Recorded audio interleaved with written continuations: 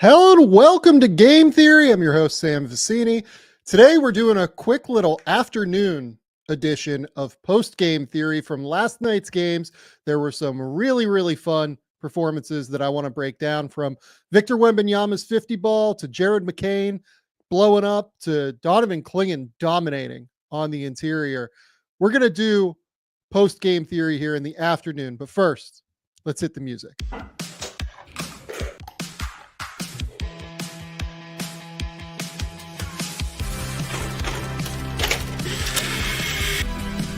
They do have a timeout. Decide not to use it. Way downtown. Bang!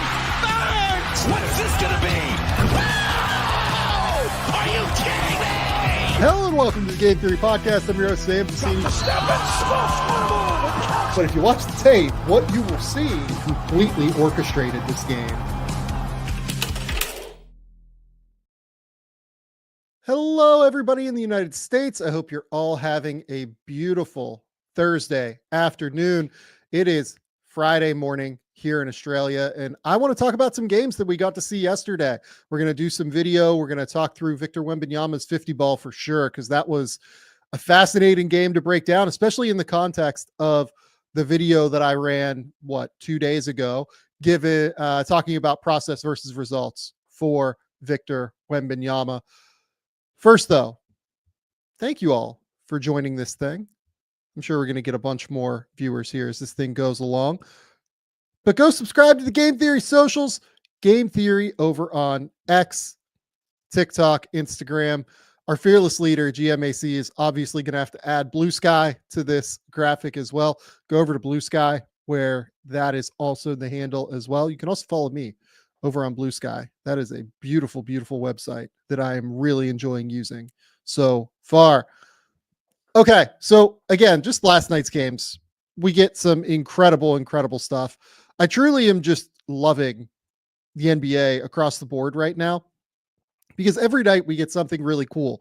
Last night it was Giannis Antetokounmpo dominating, going for 59, and then unfortunately Ron Holland stepping to the foul line and looking not particularly confident, like he was going to make those shots. We get Karl Towns going for, I think he went for 46, if I remember correctly, but the Knicks still losing because the defense is still just really struggling. We get Boston going for 139. We get San Antonio going for 139, and we get an awesome Lakers Grizzlies game where the Lakers end up winning that thing by 5. I mean, every single night, it just feels like something new in the NBA. I can't emphasize enough how much I love every single thing that we've seen so far in the NBA this season. But let's start with Victor, because what did I do a couple of days ago?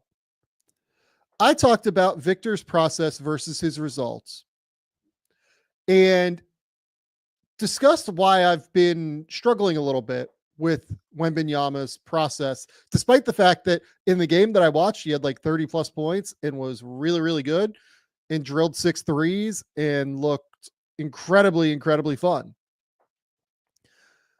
My issue was twofold. It was first that I do think that he tends to settle too early in the shot clock from too far away from the rim. But B, it was that I think that oftentimes the Spurs offense kind of operated without him necessarily being involved. Like every time he was very clearly involved, but every time that Victor would take a shot, it almost felt like Victor was doing his own thing, as opposed to sets being run and the team getting him offense within the flow of what the overall group was running, right? So last night, Victor Wembanyama goes for 50. And I want to talk about why I think this process was drastically better in regard to what he looked like and how he got his shots. Victor Wembanyama last night, by the way, he still took 16 threes in 32 minutes. I don't really have a problem with the threes. There are a couple in this game that I had a problem with, but I don't care if he shoots 10 threes in a game. My issue is I want it coming within the flow of the offense. I want it coming within a general, not like wildly early in the shot clock where it seems like he's trying to just force the issue a little bit. I'm okay with him shooting threes. I just want it to be within the run of play, and I want it to make sense for everybody involved within the San Antonio offense. So let's just dive in and break down Victor Wembanyama's 50 ball. So Victor goes for 50 points on 18 for 29 shooting, 8 for 16 from 3, 6 for 9 from the foul line, 6 rebounds, 3 blocks. We're purely going to break down the shots this time. In the video I did a couple days ago, we broke down his defense. We talked about some of his passing. I've done that already. We know Victor is really getting better as a passer. We know he's truly probably the best defender in the league already. I want to focus on the shots this time. And what I want to call your attention to is, more than anything, even if Victor only made like 2 threes in this game or something like that, right? He still would have had 32 points if he made 2, or if he made 3, he would have had 35 points, right? He got many, many more shots than just the threes tonight. And that's what was so impressive to me about his game. So let's just kind of dive in and talk through it. So I think second possession of the game here, early screen for Steph Castle. Little step up, pick and pop. I'm for it. Like, this is something that, to me, yes, it's coming early in the shot clock. It's coming at 18 seconds in the shot clock, but this is a wide open 3. Like, Bob Carrington is not bothering him on this closeout. Like, he's close, but he is not tall enough to contest that release point, right? So I'm totally good with this shot. Even though it's early in the shot clock, 3-point, this makes sense to me. It's open, it's early, it's easy for him, it's within the flow. He's getting, we're getting penetration here from Steph Castle, and then he's just hitting the kickback pass. This is the kind of stuff that I like. The next one, again, we're going to come down in transition. I kind of think that this is one that I don't like, but he drills it and he starts to feel it, right? This is one of the examples of ones, I think he probably went like 2 for 6 or something, 2 for 5 on these shots in this game.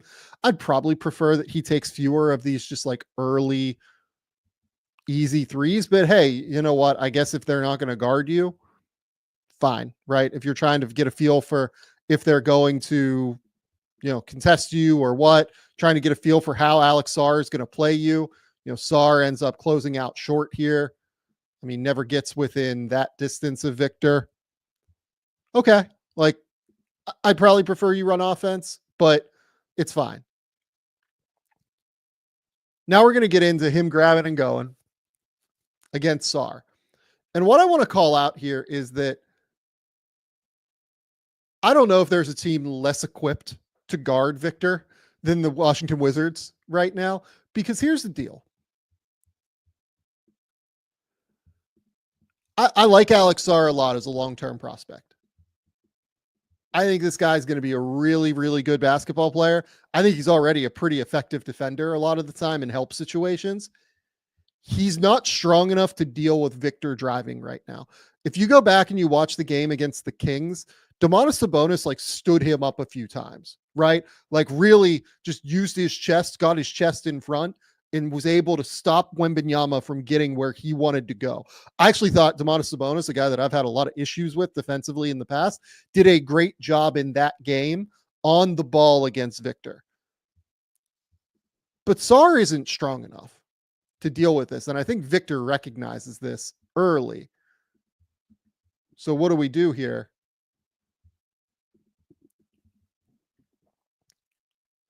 I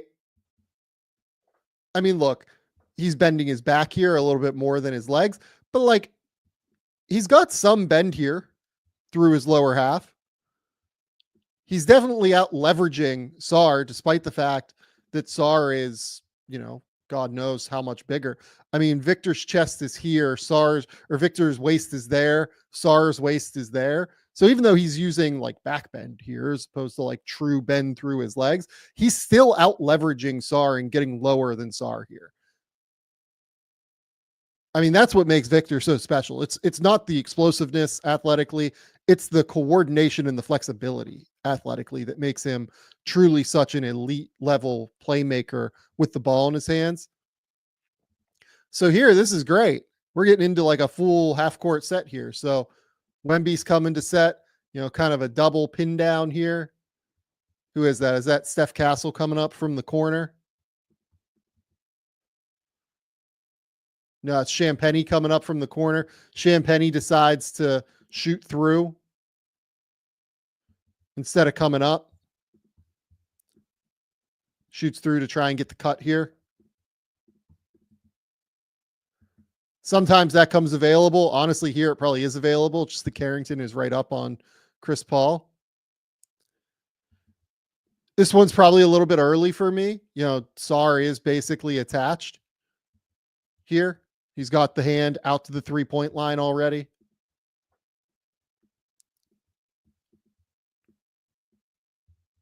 Not sure what's going on with my pen. Sarr's hand's already out here to the 3-point line. I like that it's a little bit more of a set. I like that it's a little bit more of an action. In terms of footwork for Victor here, does always such a good job. He loves to take that left-right step. That's the key for him. He loves to get that left leg planted, get that right leg down and step into it. The shot prep looks the same every time with Victor for the most part. There are some times when he's floating to his left that he'll do something a little bit different. But this one, you can see it's just kind of flat, right? It comes out of his hand flat. It's just not a great shot. This is the inconsistency of Victor's shot right now. It just comes out a touch flat here. He made 8 threes in this game. By the way, Victor in this game, I believe became the first player over 6'9" to have 20 threes in a 3-game stretch, which is just ridiculous. Like he is now 6 threes, 8 threes, I think in his last 3 games. He's been unbelievable as a shooter in the last 3 after I think shooting 21% from 3 through his first 7 games. But yeah, this one just kind of comes off a little bit flat. So here, again, pick and pop. This one's within the flow. It's kind of a short closeout to me. We're at 15 seconds left on the shot clock as opposed to like 18 to 20. You know that he's coming out short. There's enough room here for Victor to not really get bothered. This is fine to me. He just misses the shot. But we're already, instead of it just being Victor like creating the shots or coming down in transition and firing, we're already adding a next element comparatively to the Kings game, right? We're getting a ball screen. We're coming off of like that side action where we had two staggered pin downs, and then he comes off of another pin down and shoots, right? The differentiation is already pretty real. So here he comes and posts Sarr.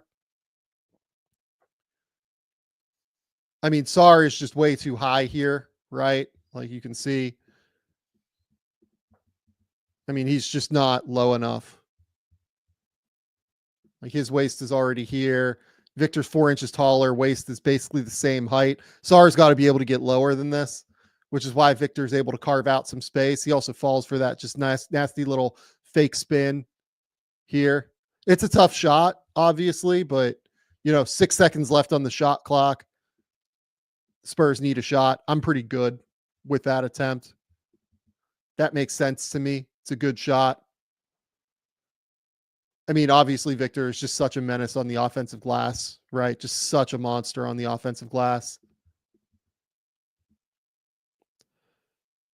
Just completely seals off Jordan Poole there, makes it super easy. Goes up, gets the ball.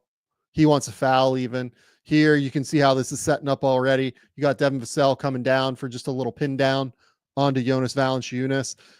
Again, Jonas, a guy that, had a double-double in this game, I think has been really useful for the Wizards. But to my point on Sarr last time in terms of not being equipped to guard Victor Wembanyama, I mean, like, Jonas is strong as hell, but he just can't deal with Wemby in space as a off the ball or on the ball player. He's just not fast enough, not coordinated enough to be able to deal with this. That's the difference between him and like Domantas Sabonis, right? So, you get that little rub screen from Castle. This is one that, again, I don't necessarily love this shot given that it's contested. I would like to see Victor kind of take him off the bounce a little bit here. Obviously, it's a little bit hard. You've got Keyshawn George here in the corner, kind of getting ready to sag in and help off of Vassell. But I might try and do that anyway if I'm Victor. I might be like, hey, if I can get this help, if I can get Valanciunas off the dribble here with like a hesitation and get into the paint here, maybe Keyshawn George helps over and I get Devin Vassell for a wide open three. I mean, that's just the little stuff that I think that's where his game's going to grow, right? This is a tough contested shot. Obviously, like we're at a point here already where I would guess he's probably like 4 for 8, something like that, 3 for 7. Let's see if I can count. Yeah, probably 4 for 8 at this point. He's going to get hot here moving forward in a way that he wasn't early on in this game. And I think it's because he started to attack a little bit more often than anything. So here, again, ball screen into a side pick and roll. This is what we want. Like, this is the kind of stuff. This is where the Spurs should live, in my opinion. This set is exactly where the Spurs should live.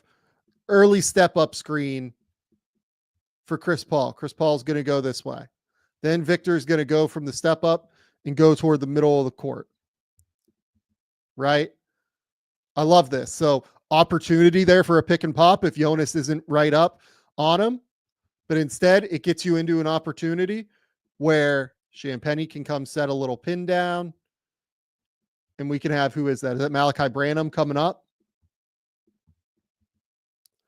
So Branham comes up, and now we're into like a DHO-ish, ball screen-ish kind of set here where Victor gets to get Keyshawn George here. All sorts of movement. Really hard to guard. You have Champagnie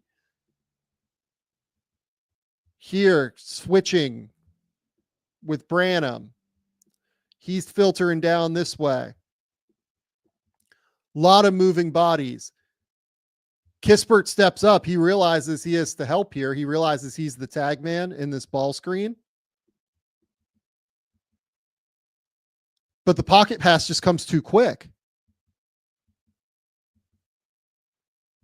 And Victor's able to get the shot, get the foul, make the bucket. That's where they should live. Like, that's such a great way to utilize Victor's mobility, utilize his coordination, his ball skill.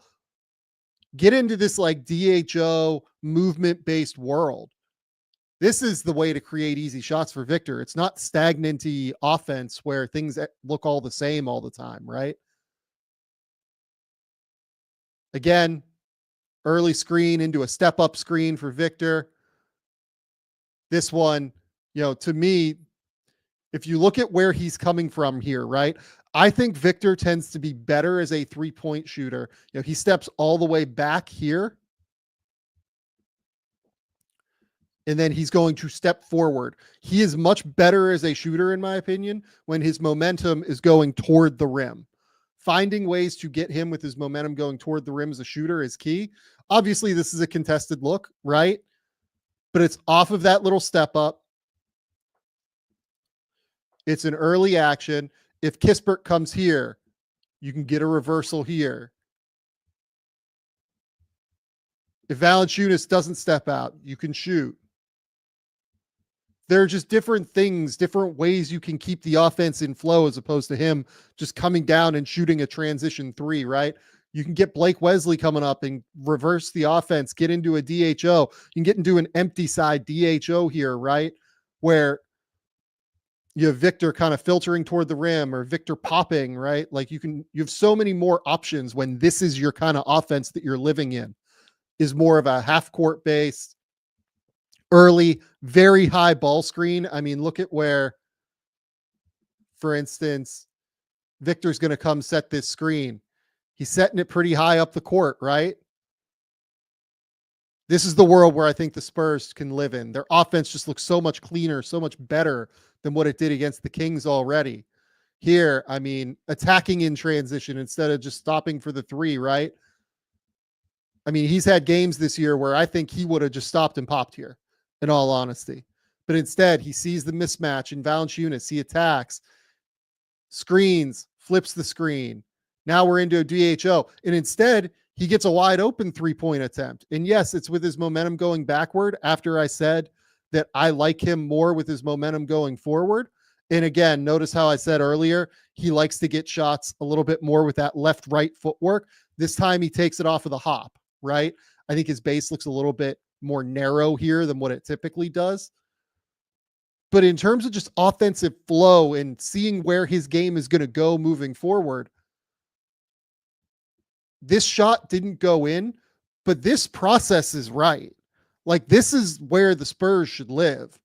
This makes sense to me. This is where he can be so lethal with his mobility. He's basically a big man taking a DHO that is usually utilized for a guard here. This is awesome.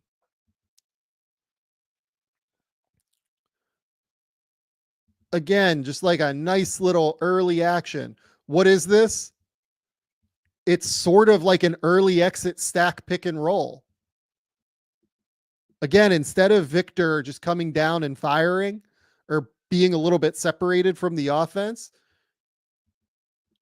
here we've got this early screen, and this is what can make the Spurs such a difficult problem to solve here, right? A lot of the time, or 90% of teams, except for maybe like the Celtics, this guy is typically Victor in a stack pick and roll. And for people who aren't familiar with what a stack pick and roll is, a stack pick and roll is a man comes up and screens and then rolls to the rim. And then you get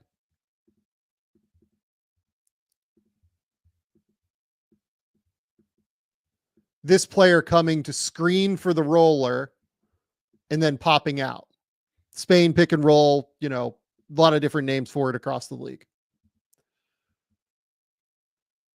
I think Victor, instead of waiting, he just sees, all right, I'm just going to shoot high because at the end of the day, Jonas is sagging deep. I'm wide open here. Wesley doesn't need the screen. This is an open shot. This is beautiful. This is within the flow of offense. And this is such a great way to weaponize. Again, like the ability to invert these things is what makes the Spurs, or what could make the Spurs, such a difficult offensive problem to solve once they frankly just get a little bit more offensive talent. Because there aren't many bigs, Jonas here is the big, who can deal with a big in a stack pick and roll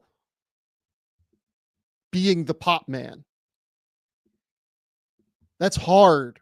Their instinct is to stay in the paint.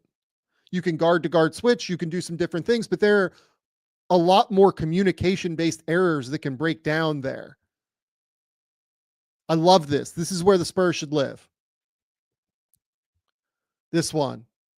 Again, now we're getting like an empty side ball screen for Victor. And look at how much this is all coming in a flurry, right? Like the last 6 clips we've all watched have come in the early second quarter, and we're 3 minutes into the second quarter.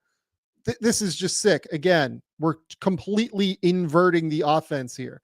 How many times has Jonas Valanciunas in his life had to fight over the top of a ball screen and basically try and play as like an ice big or as an ice guard in ball screen coverage? It never happens. That's what makes them such a difficult problem with Victor, and it's what makes Victor so special as a player. But again, we're driving toward the rim. We're getting downhill. Quick little step up. It fakes the dribble handoff again, right? We're just like completely inverting here. Look at Jonas. Jonas is at sea, it feels like. He's trying to slide his feet. He doesn't know where this is going. He eventually gets back to contest this shot. But this is 2-man game stuff. Like, I'm fine with this shot, honestly. Even though Jonas ends up contesting it and getting out there, we're in just 2-man game world, and it looks a lot more in flow. It looks a lot easier to get Victor good shots. And on top of it, we're just getting a lot of different kind of actions at the top here, where you could get, okay, maybe the next possession Wemby dives. Maybe the next possession Chris Paul does like full scale, just execute this handoff and gets Wemby downhill. We're getting all sorts of different counters that we can build off of this stuff next time. So here, Victor, just want to showcase where he is. He's deep here in the corner, right? Just in case you can't see it because he just came on the screen. So this is a horn set. This is the set that, we saw the Sixers run a little bit for Embiid. A lot of teams run this stuff in order to get a big, like a post touch sometimes. So horn sets are, two guys at the, foul line extended-ish area, two guys in the corner, point guard brings the ball up.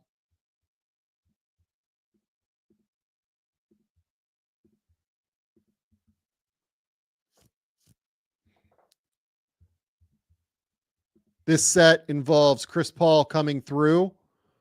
If he's open on the cut because Harrison Barnes clips Carrington here, that's a pass that Champagnie has wherewithal to make. Instead, if that doesn't happen, Chris Paul's coming to like pin Alex Sarr here as a screener. And then you're going to try and get Wembanyama on the block, or Wembanyama has free reign to be able to counter and shoot up here.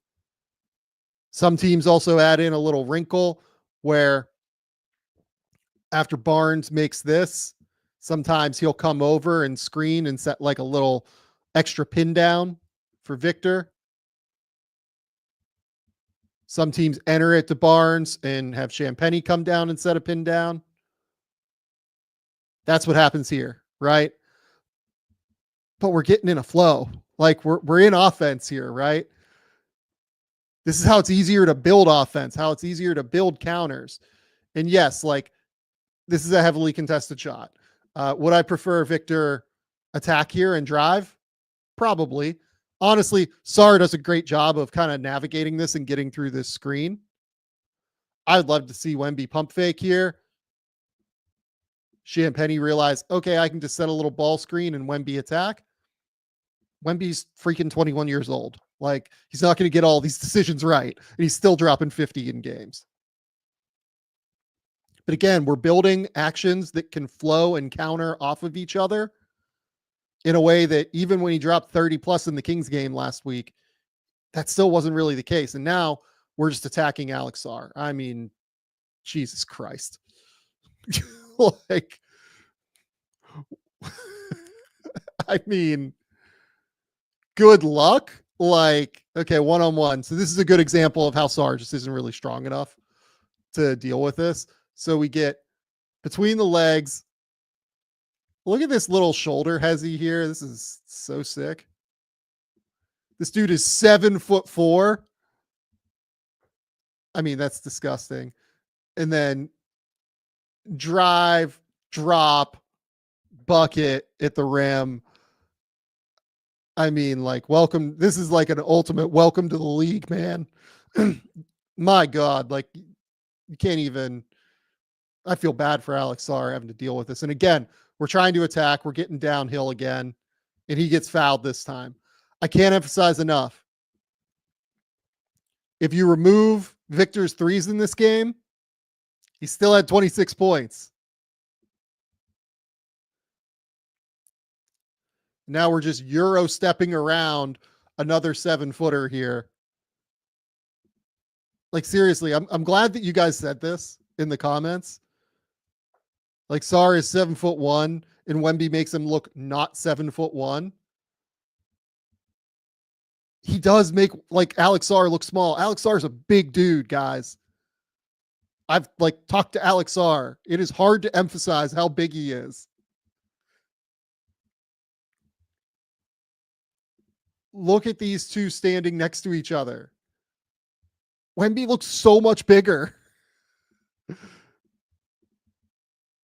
So what are we running? Just a little pin screen into a post flash here. But we're attacking, right? This one, he gets blocked. Who cares? We're attacking. I love it. But again, we're building off of each other in these situations.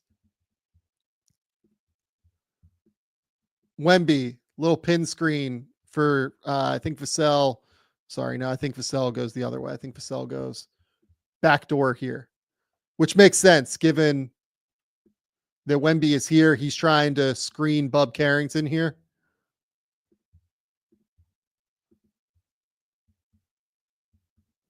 Carrington gets through, but then we get the post flash. And again, now we're just ISOing. We're mid-posting here.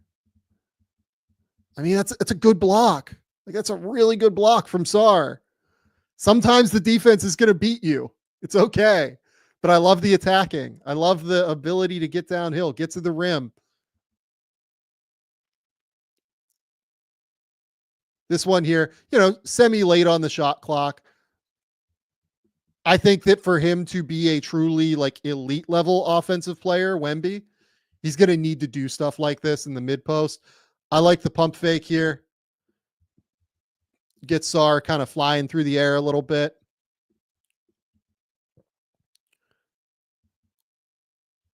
Clearly somebody on this bench said something to him. I have questions on who in the world would be talking to Victor Wembanyama when he's got like 25 or 30 at half. But you can see the way that he looks at the bench. Somebody said something, and he's not happy about it. Empty side ball screen, reversal. Again, like, these are the ones where it's just kind of like a little bit out of flow for me, but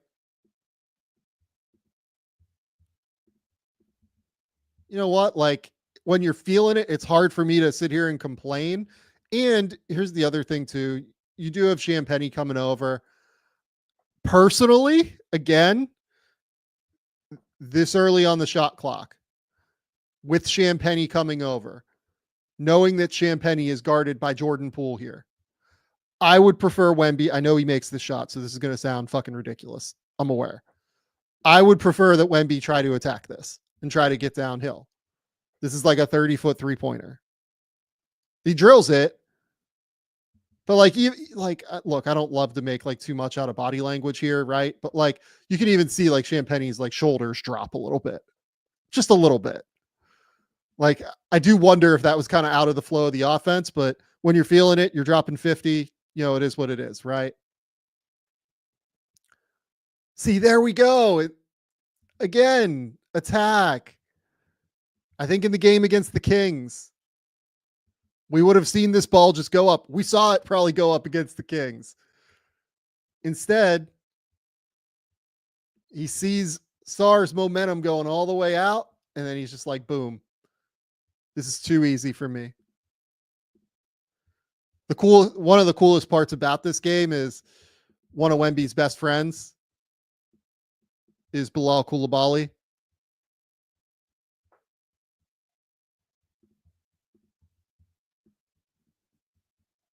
So he got to drop this 50, fourth youngest player to ever go for 50 points in a game. He got to do it with one of his really, really close friends on the other team. Just getting to watch this. So here, high ball screen. I think he's just kind of feeling it at this point, in all honesty, and is just like, I'm taking shots here. It's a really good screen. I do want to call out like the excellent screen here. He just absolutely catches Bub Carrington here to where Carrington has to kind of spin back. That means Sar has to stay attached just that extra split second longer. And it means that the Spurs basically, or the Wizards, I'm sorry, basically have to next this, which means Kuzma has to come up and guard this. Nexting full scale would be like Sar now switching over to Champagnie and Kuzma taking Wembanyama. This is really just like a help while Sar recovers. This is quite early in the shot clock for me. But like he's feeling it. He's really feeling it here. This is a contested tough shot. But it's in rhythm. Like he steps into this beautifully. Like he's going left is planted already. Right step into it. It's probably a little too early, but whatever, right? High step up ball screen. One thing I love about a super high step up ball screen from Victor here, and this is like literally on the other side of the court, right? So Victor goes, he's going to set this little step up, right? It allows Chris Paul to get downhill, and it allows Wemby to get downhill on a roll.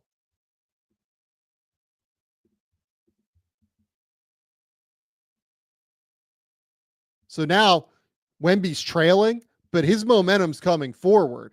And Sarr, his momentum is going the opposite way. It's going this way.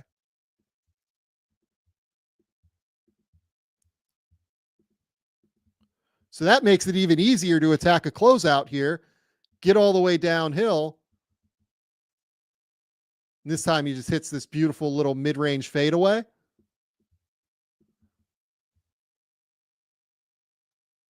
But I mean, so few dudes are capable of that stop and pivot mid-range fadeaway. So few dudes are capable at that size of attacking closeouts like that. That's what makes Wemby such a special dude, such a problem that teams have to deal with.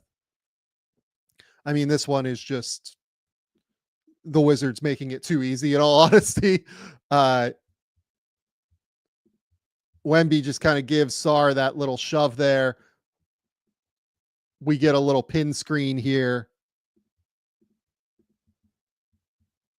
from Barnes, and Kuzma's just asleep. I mean, this is one Wemby just has to take, in my opinion. Yeah, that's money. That might be the last three he makes. Might be this one. Yeah, it's this one. This is the last three he makes. And again, 15-point game. He's clearly on the hunt for 50 now. Look, this is bad process to me, but like when you're on the hunt for 50, your team's up 15. Like I'm not going to sit here and be like, super egregious on this stuff. In general, we're seeing him attack more. We're seeing him try to get downhill more, drive more, get to the rim more, hit mid-range jumpers. This was a full 3-level scoring game from Victor. I mean, look at this now. He's trying to throw the ball off the backboard to himself. Carrington here cracks me up. Look at this. He's like, absolutely the fuck not. You are not doing this, Victor. You are not postering me off the glass. I'm not letting this happen. Victor's at 42 now after that last three. I love this. Again, just totally inverted here, right? Allowing Victor to get downhill.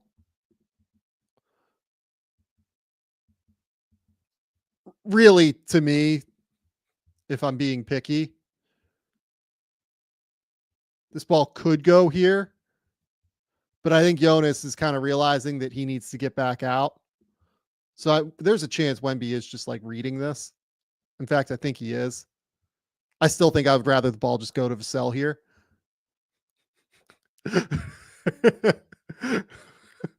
I love Bub Carrington so much. Bub like legit just like shoves him, gives him a soft shove, not like a dangerous shove.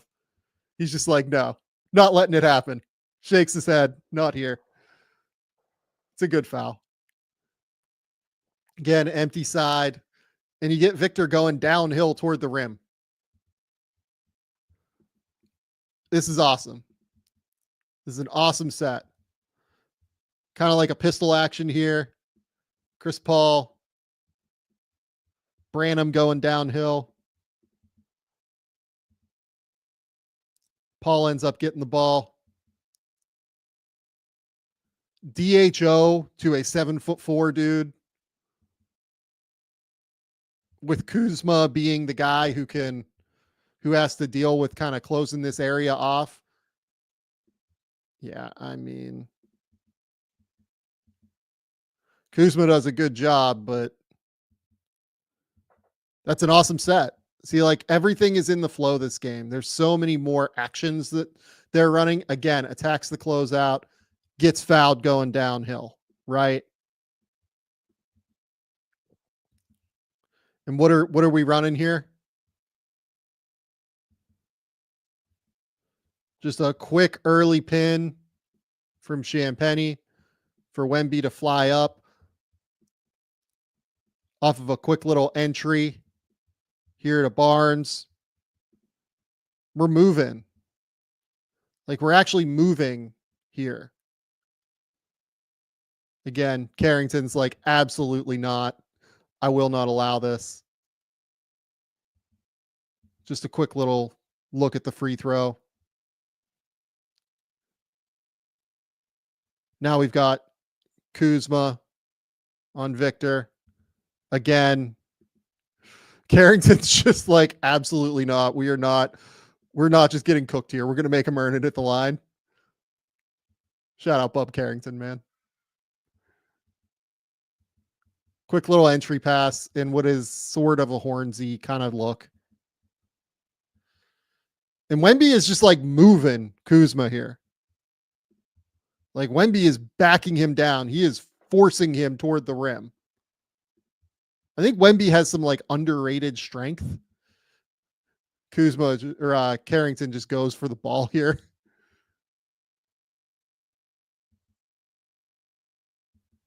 Ends up coming up short, fouls him.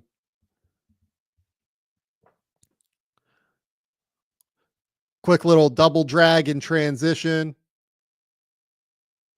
Switches. I mean, Kispert is just too small. Corey Kispert, also a dude that is bigger than what you think he is when you see him in person. Kispert is like a legit 6'7" and strong. Like he is a physical dude. So DHO, or not DHO. We're getting a double drag here. Early in the set.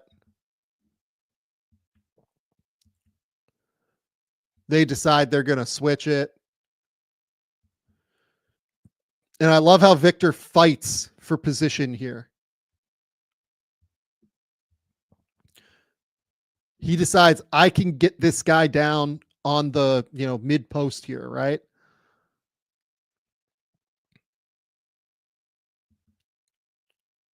And just elevates over the top. If you can get those switches, that's where he can be like totally lethal. And then here, 8 minutes left in the game. Quick DHO, jumper attempt. Probably not what we love to see, but, whatever. It's fine. Look.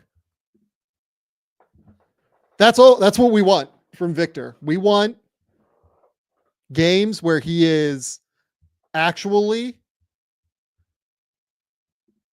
playing within the flow of the offense, getting downhill, getting different opportunities, getting all sorts of different looks. And then the Spurs being able to build counters off of those looks instead of him just kind of going free reign and kind of doing a lot of different stuff. Right? I feel like through different points of this year, Victor has had, I don't want to say too much leeway because he is like a genuine star player. And I think it would be unfair to categorize it as too much. But I think they've probably given him quite a bit of leeway to go create on his own a little bit. I like this. I like it when it's within the flow of the offense. And of course, doesn't hurt that the Wizards are among the worst defensive teams in the league and particularly do not have a good matchup for dealing with Victor Wembanyama. Okay. Before we move to Jared McCain, We just got to shout out our good folks over at PrizePicks. PrizePicks is the best place to get real money sports action. With over 10 million members and billions of dollars in awarded winnings, PrizePicks has made daily fantasy sports accessible to all. We love PrizePicks here over at Game Theory because of how easy they make it to get real money sports action. If you think Terry McLaurin is going to go over his yardage total this week, they play here in just a little minute. Shout out Scary Terry, Ohio State icon. You can make that pick in less than 60 seconds and turn your sports opinions into real money all season long on PrizePicks. Download the app today and use the code Game Theory to get $50 instantly after you play your first $5 lineup. That is, download the app today and use that code Game Theory to get $50 instantly after you play your first $5 lineup. PrizePicks, run your game. Shout out to the good folks over at Robinhood Gold as well. With Robinhood Gold, you don't need a silver spoon to eat up the financial favors of the 1%. Now, the resourceful individual with Robinhood Gold can earn a very liberal 4.5% APY on uninvested cash and be rewarded with a handsome 3% retirement boost on IRA account contributions. Robinhood Gold provides the privileges of the high net worth for any net worth for just $5 per month. The new gold standard is here with Robinhood Gold. Sign up at robinhood.com/gold. Terms apply for specific product disclosures. Visit robinhood.com/gold. Investing involves risk. Rate may change. Gold membership is offered by Robinhood Gold, LLC. Okay. Let's go to Jared McCain next. So Jared McCain has been on fire, if you guys have not been watching the Philadelphia 76ers. And I kind of want to talk about what I love about Jared McCain. I had a lottery grade on Jared McCain. He was one of my favorites in this class. If you made me like kind of choose players who I just really loved watching in college last year, he's just an absolute shot hunter in every sense of the word. And I mean that in a really positive way. His ability to hunt those shots out is just really, really high level and really sharp. So McCain here, I'm going to pull up my draft guide profile on him just to kind of talk through what I loved about him so much. I had him at number 14 last year, it looks like. But what I loved about him most is that even though he's not an elite athlete in terms of explosiveness, he's one of those dudes who just has complete control over his body. He knows exactly where he's stepping, like the proprioception of his limbs. He just knows exactly where he is at all times. I think he plays with more vertical pop than what he gets credit for. He's not like a crazy explosive athlete, but he's got enough to live on. Like he has enough to where he can like kind of make it work across the board. Unbelievable shooter. Unbelievable in terms of like different footworks, takes him off a 1-2 step, takes him off the hop, versatile in how he gets into his looks. But more than anything, and I think we've seen this early, he is lethal in transition. He can lead the break. He can fill out to wings. He is hunting 3-point opportunities from the moment he crosses half court. He'll hit one dribble relocations. Like he is just everywhere. And he uses the threat of that shot incredibly well. He uses shot fakes. He uses hesitations. He attacks closeouts. He has this elite understanding of space and time in terms of how to puncture the defense and get penetration into the paint. He opens angles incredibly well, despite not being a monster athlete. He is an awesome, awesome basketball player. I am a huge Jared McCain fan, and I was coming into the draft last year. He's small. It is what it is. You know what I mean? He's a little bit smaller, and you have to figure out how to make it work. And honestly, we'll see how it works once Tyrese Maxey gets back, because We're going to talk through a couple of defensive clips here. I think McCain has shown some concerning signs on defense, but this is against the Cleveland Cavaliers, one of the 3 or 4 best defenses in the league, in my opinion. And McCain goes for 34 on 12 for 26 with 10 assists.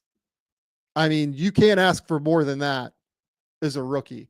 So the first clip we're going to go through here actually is his first clip defensively of the game.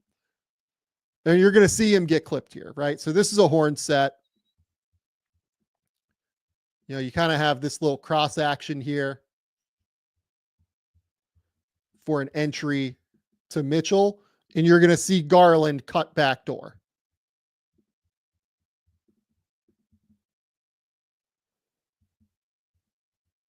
And McCain just gets absolutely stuck on this screen from Evan Mobley here. Needs to get through screens a little bit better, I think. Needs to be able to fight through that stuff. Here's the other thing I will say on Jared McCain early on while we're talking here. I have done this for a while now, like probably about 10 years. I can count the number of players on somewhere between 1 and 2 hands, probably honestly 1 hand, that I've gotten better reports on in terms of work ethic than Jared McCain. Jared McCain is an unbelievable worker. Like when I would talk to folks at Duke, they would be like, he is like one of the best guys we have ever had in the weight room. Just point blank. He absolutely works like crazy in there. He's constantly trying to get extra shots. He's constantly trying to get extra things that he can do to make himself better. He works really hard on like the mental side of his game. Everything, like he got pigeonholed as like this TikTok kid, and it was always bullshit.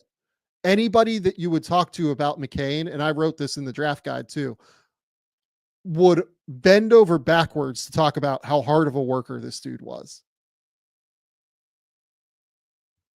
Across the board.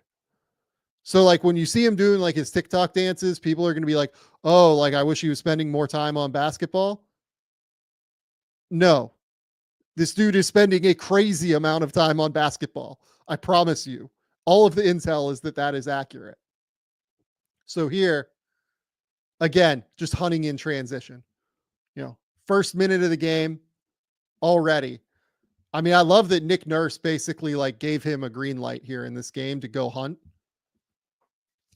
And I love the ability to hunt in transition for shots. I think is an underrated skill. I think it's harder than what people think. So McCain could filter this way and try and get a shot at the top of the key and leave this empty for Yabusele. Instead, he filters behind, knowing that Okoro is the man picking him up. And he's going to create just that little momentary confusion right here between these two, where they're not sure who in transition is going to pick up the ball. That leaves McCain wide open, and he is money in transition. If you don't get a body on him in transition, the ball is going in.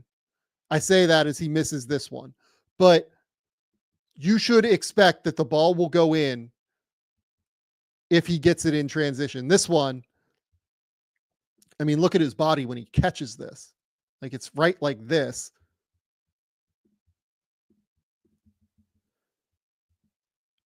But he somehow, within like a split second, gets his body perfectly into alignment and balance. He has unbelievable balance. He has unbelievable coordination. That's what I've always loved about him. I have questions on defense. We'll see where it goes, but his balance is crazy. So here, ball screen. I mean, just a really sharp kick out. Like, this is the kind of stuff that he did not do last year. This is how you know he's getting better and how you know he is getting smarter and how you know he's working like crazy. So easy little like empty side-ish, step up-ish screen here for him to get penetration. Watch him kind of hesitate.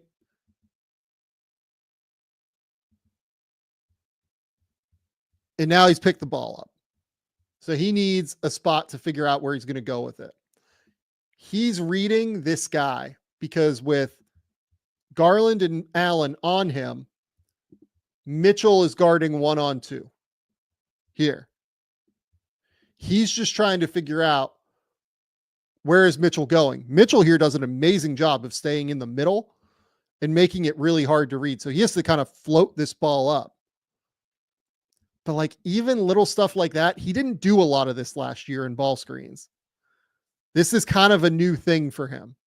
The fact that he averaged, or he had, didn't average, the fact that he had 10 assists in a game against this defense says a lot to me about where this is going. It's going very well. He's going to be really good. So now we've got the, patented Kyle Lowry post up against the guy with a 7-foot wingspan. Things we love to see. So this is a miss, and we're going to get into a couple of just like misses around the rim. But this is where he kind of has to live. I love that he's attacking a mismatch. He sees that Jarrett Allen here is big. He should be able to attack him. Now, the issue is that like Jarrett Allen is probably one of the, 8 best defenders in the league. Something like that. I think Allen is such a stud on defense. I mean, he is so capable of being able to stay with this. I love the one-hand gather here. It's going to be so big for him. McCain is, what is he? He is 6'2" without shoes with a 6'3.5" wingspan and 8'2" standing reach. He's a small dude. These little one-handed gathers, these little footwork tricks that he's going to have to pull, they're critical. Misses that one. Missed a few during this game, but I like it. Just a quick reversal. I love that he's seeing the court this way. I love that he's seeing things. So, you get this short roll here. Because of this short roll, Okoro is going to have to step up when Yabu gets here. Yabu shoots this ball out, which means that Garland is in a 1-on-2 now because you've got 2 guys on the ball here, right? In Allen, and is that Donovan? I think it's Donovan. So as soon as McCain reads Garland, he knows this ball is going back up high to Kyle Lowry.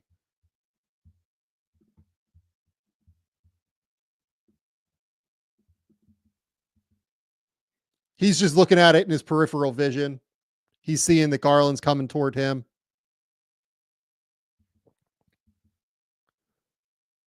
I mean, this is, again, misses this shot. But the other thing I want to call out about McCain here is this is a really good defender. Isaac Okoro is a really, really good on-ball defender. It's the ability for McCain to kind of do things all at the same speed if he wants to. Like he can hit crossovers at the same speed that he does when he's moving. Right? So we'll get back to this here in a second.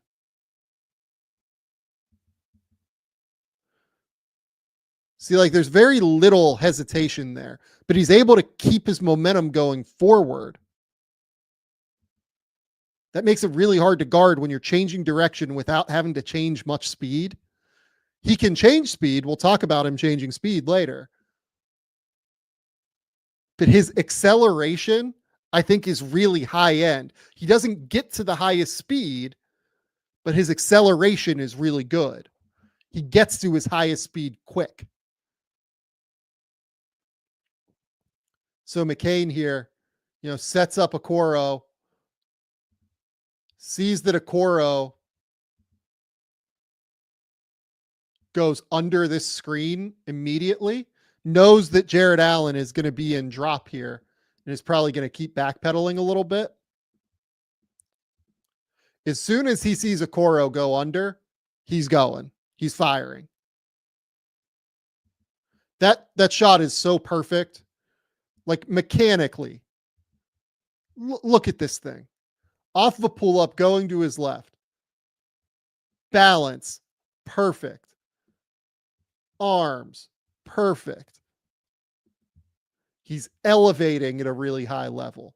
High release point because of the elevation. I mean, it's just the way you teach it. I liked this one defensively. I think he knows where he has to be on defense. So here, the 76ers are...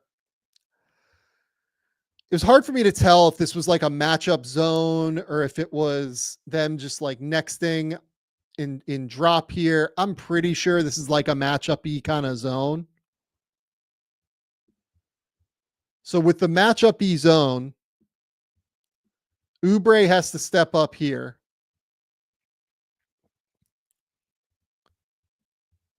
That means McCain is responsible for the 1-on-2 on the honestly now on the strong side. I love the stunt here toward LeVert while also getting his arm in this passing lane to cut off the corner three to Dean Wade.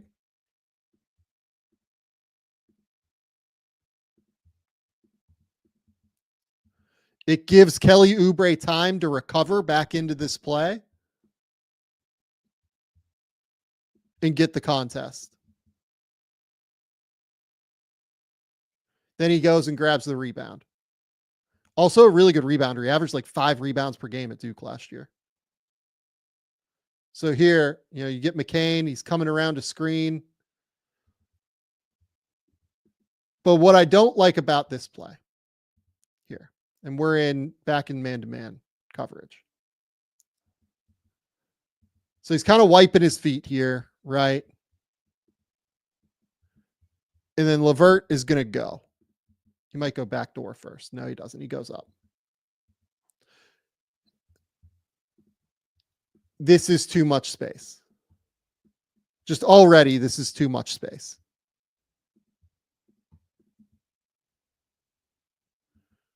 And then he takes kind of the funky angle around the screen. Bona has to play and drop. I've always liked Bona more in like a show and recover kind of scheme. Bona's not super big. He's long, but he's not super big. He's accountable here to both, but it's too much space early on to give Karis LeVert. He just kind of eats up the space and ends up scoring on McCain. This time here, again, you get the show and recover from Bona, right? But I think that McCain is giving him, he's starting too slow here, right? Like he's not on the body. He's not locked and trailed. He's just trailing.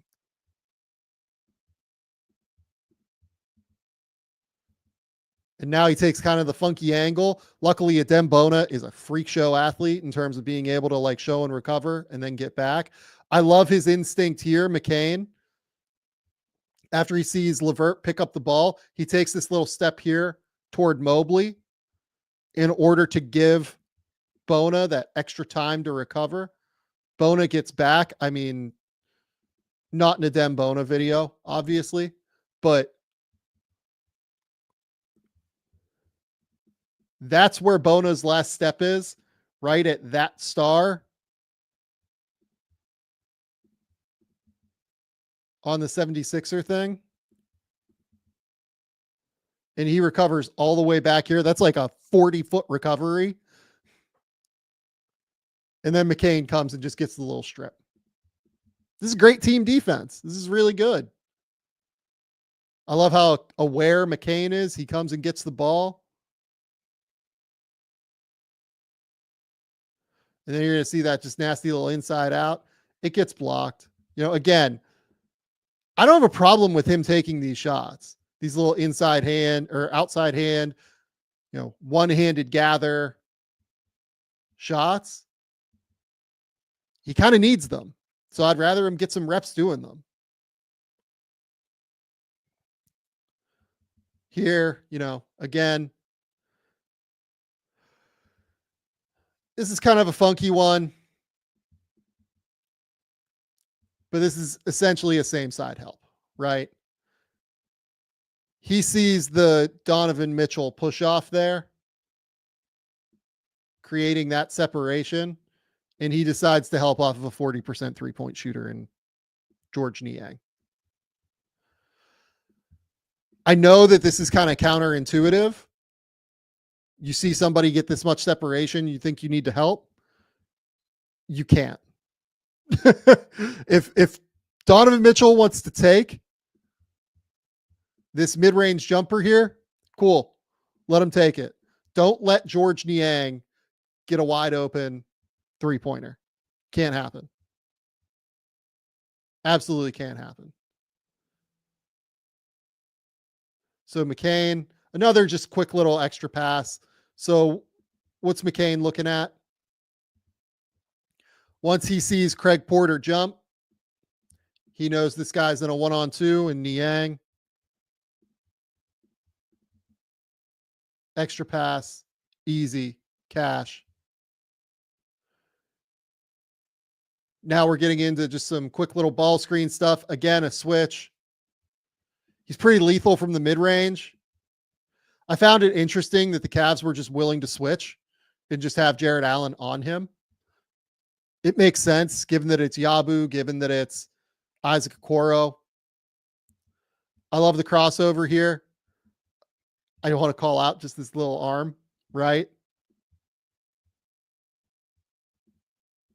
Look at that little push off there from McCain. Nasty. Really, really nasty. Good stuff. Here, again, he switched out Jarrett Allen. Yabusele gets like pseudo doubled, and the Cavs just kind of start not paying attention to anybody else. Awesome relocation here. Again, Jarrett Allen is the one here that's accountable to McCain, and he just kind of filters in here. And McCain, you better believe that he's absolutely recognizing this. Little look away pass from Yabu. You cannot give him space. If you give him time, he is going to kill you. He will absolutely destroy you. So McCain, again. So like, I don't love this. Obviously he gives up just like penetration here to Ty Jerome, but I like that he reads the pass here. I like that he stays on his hip and understands, okay, I just need to be here in case he makes this little pocket pass to Jarrett Allen. And now we're just hunting threes again. Nobody's going to pick me up in transition. Darius Garland, probably can't here in all honesty, given that there are two guys here. He probably has to stay there. I'm fine with that shot. He's hunting in transition. That's what he does. So here, another switch on to Jarrett Allen. Another attempted one-handed gather. Look, he's like 0 for 4 on these things so far already, but I'm fine with it. Again, this is a shot that he's going to need.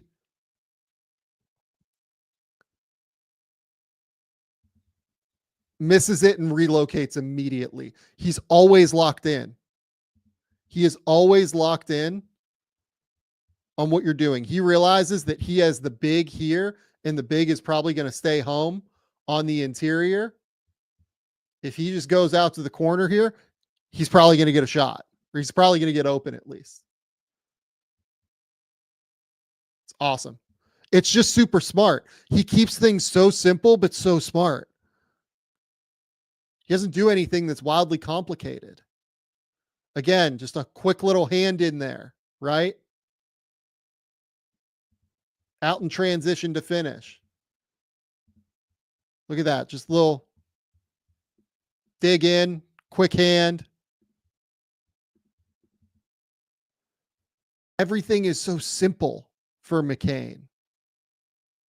That's what's going to make him play off of other players so well. He keeps it so easy for everybody. This one, again, misses, but he's just kind of hunting at this point, right? Probably too early.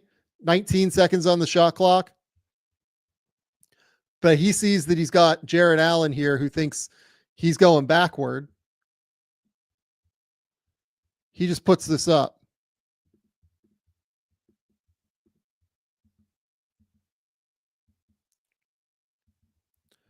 Yeah, like I would probably prefer him to stop and pass this here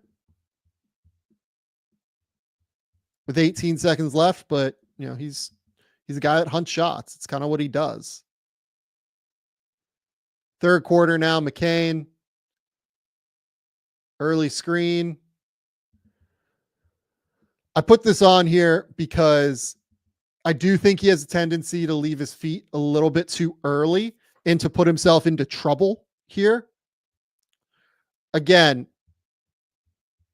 Donovan Mitchell on the weak side. Mitchell's a really good weak side defender for a guard. Does a really good job of being able to play in this 1-on-2 situation. We've now seen it a couple times in this game. I think he just gets himself into too much trouble here. I like that he's reading where Mitchell is going. Mitchell is going this way. He just underestimates Mitchell's length.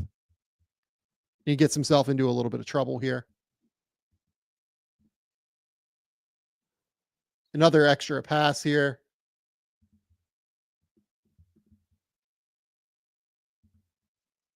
They always think he's hunting for a three. Flies that ball up to Kyle Lowry. Gets it there. Misses the shot. Quick little stack pick and roll action. Again, just kind of gets himself into trouble on some of these drives, right? Like here, he's probably over dribbling a little bit.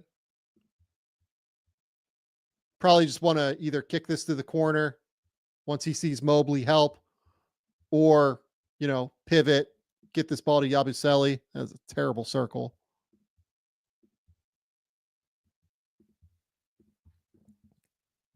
But instead, he tries to just power up through.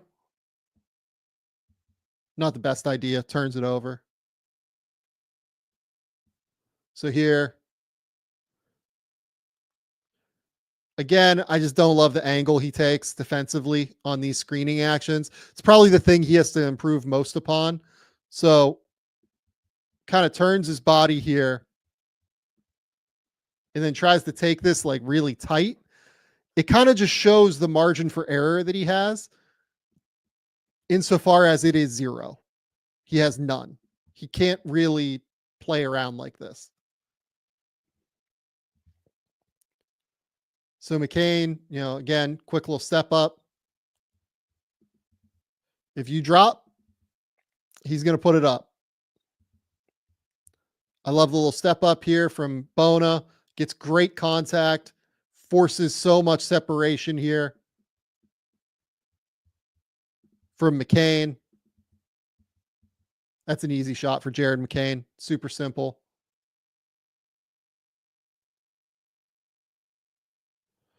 Now we're just trying to break down Evan Mobley. Probably not a great idea. But again, this is stuff that like when Tyrese Maxey comes back, we're not going to see a ton of this, right? This just isn't going to happen. But I love the confidence. Shows a lot of confidence that he's willing to do it. Again, switch. Sort of. Nah, Jarrett recovers.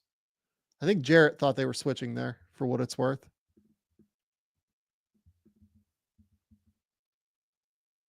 right?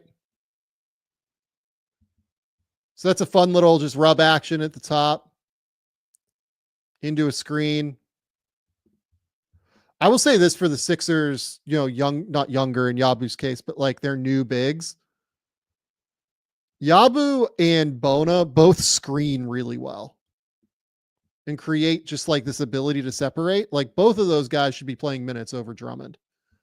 Drummond has been just like unplayable so far. But again, we're kind of over attacking here. He ends up getting the bailout foul call. Okoro knows it, but we're over dribbling a little bit, but that's stuff that's going to go away. Yeah, again, just takes this like early little screen. Again, I don't think you would have gotten these, this much separation last year. Like his ability to play on the ball has drastically improved. Now we're in transition. I love what he's doing here, trying to draw as many defenders as he can in transition. So he picks up the ball here. I think the whole time he's trying to force Garland to help. I think he's driving this way, hoping Garland comes toward him. Garland ends up going to the corner. I wonder if McCain kind of looked him off here a little bit and like made him think that somebody was in the corner. Obviously, there wasn't anybody in the corner. Good pass, good play though from McCain there. Here. This is one of those plays that I mentioned earlier where he doesn't really have to slow down to change direction. I mean, just look at this crossover here. He's going to go boom and drive so quick.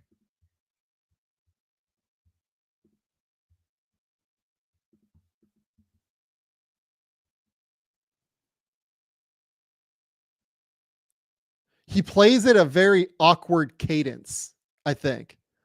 I think that's what makes him very difficult to guard. It's a weird cadence that he has to deal with, that defenders have to deal with. So this is just a nasty little return screen here.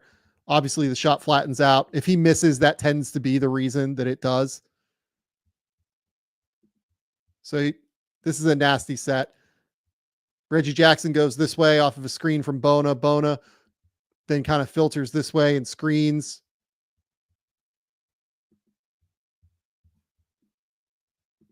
For McCain on a return. McCain's looking this way. He makes it seem like he's going to keep going toward Caleb Martin for a zoom action, right? Looks like Martin could come back up this way. Could enter this ball into Bona, run a little middle Chicago, whatever you want to call it. Instead, they counter. Bona comes here. McCain, they set like a nice little screen on his man. I love this action. I think it makes a ton of sense for them to run that with Jared McCain regularly. Again, late in the game here, they really tried to get McCain switched on to Donovan Mitchell. Like that was basically their entire game plan. The Cavs was to get him switched on to Mitchell. And I put this one on here. He does a good job, but again, he's just small. Like he doesn't have a ton of length. Even this much separation is too much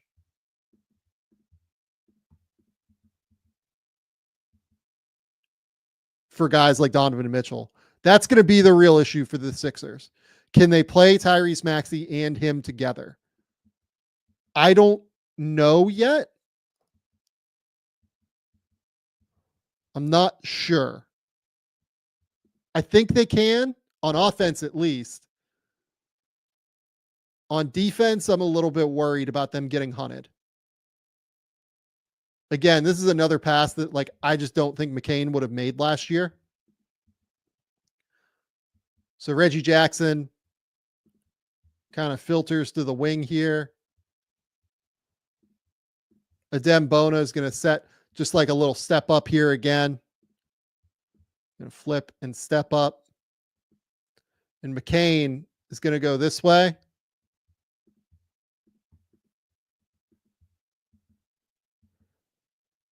I think he literally sees Craig Porter just take this one step in there and decides I'm shooting this ball out to Reggie Jackson.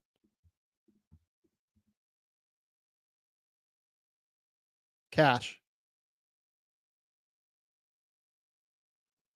Again, now we got Craig Porter. Craig Porter's a good defender, but just does a great job breaking him down, right?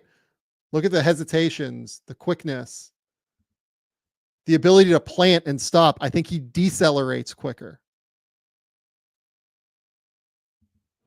From Cosmic Vibing, how do you see the fit with Maxey going forward? Who should handle the ball more? Tyrese Maxey is a better player than Jared McCain, guys. Like Tyrese Maxey should have the ball. I feel confident of that. Tyrese Maxey is a stud. Tyrese might be one of the 20 best players in the league. Here, again, I just love the way he uses his frame. He shields the defender so well.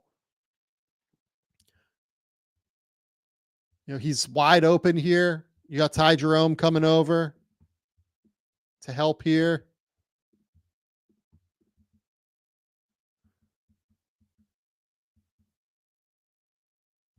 Sees the long closeout.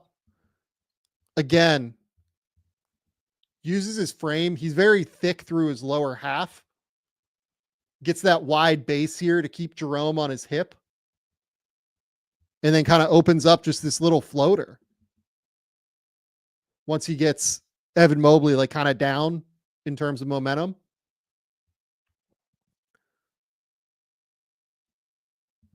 Again, just a quick drive in transition. But once he gets somebody on his hip, the thing I want to call out, I noted the thing about the weight room earlier. Like he does like really work hard on his frame. Jared McCain's really strong. Like once he gets this dude on his hip, Craig Porter here, he's just stuck. And he uses that off arm really, really well here to keep him at bay. And just a nice little floater, right? This one, I mean, again, defensively, it's going to be an adventure. This one, they are like kind of nexting. They do want him there in order to help. But here's the thing. He stays too long. Kelly Oubre is like recovered on DeGarland's hip here already. And Yabusele is like right in front of him. And you have the tag already in place. On top of that, he's just not aware yet that Ty Jerome has filtered to the corner. I mean, just then finds out for the first time. That's the kind of stuff. That was like kind of a backbreaking three. Doesn't work. He has a long way to go on defense. That's why I'm like a little bit more hesitant, I think. I mean, just look at him here in transition. He's just like hunting, begging. Please, Reggie, pass me the ball. I am so open.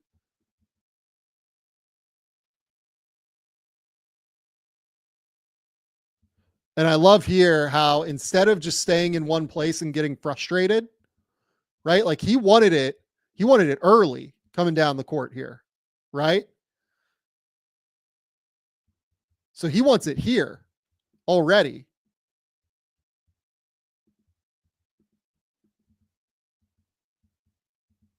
Yabusele does the right thing, filters through. And again, I think he wants it here. He filters down to the corner knowing that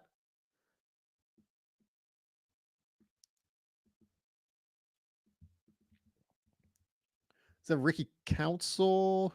Who is that? I think that's Ricky Council. Has filtered through the play and gone underneath the basket, which means Evan Mobley has to follow, so he can filter to the corner now. He's just constantly there. He's constantly probing. He wants a shot.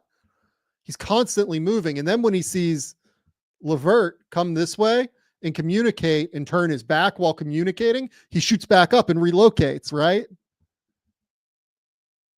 And that's what gives him a wide open three. He's just such a smart basketball player off the ball and in transition. He is completely lethal out there in transition. And then this one, again, drawing the defense, reading the play.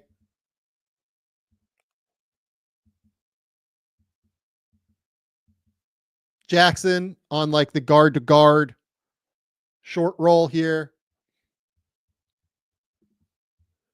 Jackson's reading Donovan Mitchell, trying to figure out where Mitchell's going to go. Mitchell shoots down that way. Again, Mitchell plays this literally as well as you can play this. It's insane. And I don't know why Evan Mobley helps here, to be completely honest with you. I think he probably shouldn't have. He helps one pass away, gets Caleb Martin the open three. It's a really good game. This is an excellent game from Jared McCain. It's one of the best games I've seen from a rookie by far. And then this is our last play here, just to emphasize the defensive point. I mean, just too much separation, right? Look, Tyrese has a long way to go on defense, or not Tyrese, my God. Jared has a long way to go on defense, but he is a really, really good rookie that is very much in the mix to be rookie of the year. If you made me say right now, it would not stun me if he won this award. Now, I don't know what the role will look like once Tyrese gets back. Also worth remembering, no Paul George in this game. No Joel Embiid in this game. Like, I do not know what this will look like for him. But my goodness, this was a incredibly, incredibly fun game from Jared McCain. And he's a real talent. He is a real talent. Before we get to Donovan Clingan, just one quick note from our good friends over at Duer. Truly, my Duer jeans are the most comfortable pants that I own. Anytime I have to go out, I feel like I am wearing a pair of these things. They are so fantastic. This is absolutely one of these sponsors that I couldn't be happier to rep, because they are so relaxed. They are stylish. They are incredibly comfortable. But more than anything, Duer is built for doing, with styles of stretch performance denim and lifestyle apparel for everyone in every season. They got us covered for the colder winter months with fabrics like a fireside denim, which has interwoven with fleece for warmth without too much bulk. Duer's jeans are versatile. They're comfortable enough to wear all day. They're antibacterial, which means you have to wash them less often. Plus, Duer's clothes are sustainably crafted to last, so they will be a staple in my closet for years. I absolutely love my Duers, and I know you will too. Check out Duer's flagship stores in LA or Denver, or shop online at shopduer.com/game theory. That's shopduer.com/game theory. Right now, my listeners are going to get 20% off your first purchase when you use that URL, shopduer.com/game theory. Don't wait. Go to Duer now and use that code game theory. Okay. Let's go to Donovan Clingan now. Again, one of the best rookie games that I've seen all season from Clingan. He came into this game, I think, at like 4.5 points per game, 5 rebounds, but look, was playing a lot behind DeAndre Ayton. And on top of it, was also playing, not next to on the court, but like they have Duer Breathe. And now Rob Williams is back, right? Like there hasn't been as much opportunity for him in Portland as what I think his skill set already dictates. He's an awesome defensive player, and he is a really good offensive player. And we're going to call out some of the things that I think he does that help Portland more on offense than what I think DeAndre Ayton does. And DeAndre Ayton is currently averaging like 13 and 10 right now. And last season, like closed the season incredibly strong. But I would just prefer, I think, to see them go more often to DeAndre than, or go more often to Donovan Clingan than DeAndre at this point. Donovan Clingan last night, 17 points, 12 rebounds, 8 blocks, was a plus 15, which was better than every starter by at least 19 points. And he started last night, so he played a lot of minutes with them. He was awesome. He was awesome in this game. So let's dive in and talk about what we're seeing here. This one will probably be a little bit shorter. So this game starts, right? And Donovan has struggled a little bit with fouls early. I'm going to be honest. When I sat down to watch this game and I saw this first possession, I was like, oh no. He's kind of doing the same stuff we've seen. I love that he helps here. I think he probably overextends himself showing onto this help, onto Edwards. And that's going to allow Rudy to get this offensive rebound and position him. And then he goes up and fouls him. Donovan has struggled with that a little bit. He struggled with that just a little bit to this point. The contact, not totally knowing how to use his body. But on the other side of it, the thing he's been awesome with is screening. And being able to play in DHOs. He knows exactly how to time his rolls, and he knows exactly how to get his guard just that little bit of space already. So here, just the early, quick little action here. Asks Scoot for the ball back. Flips it to him. Then steps toward the ball here. Giving Scoot potentially just like a little opportunity to attack Gobert. Then flips it. But this time, instead of staying and making sure he makes contact, he feels Rudy already kind of exiting and rolls really quick. He exits early here. And that creates just that little beautiful angle for that little pocket pass there for him to get the easy dunk. This is an awesome screen. Just already an awesome screen in the second quarter. I thought Donovan's first quarter was not particularly good, but he got way better as the game went on. I mean, already. Is this a better screen than DeAndre Ayton has set in his entire career in Portland? Honestly, it might be. That's more of a statement on Donovan than on DeAndre than Donovan. He gets that little set of separation already.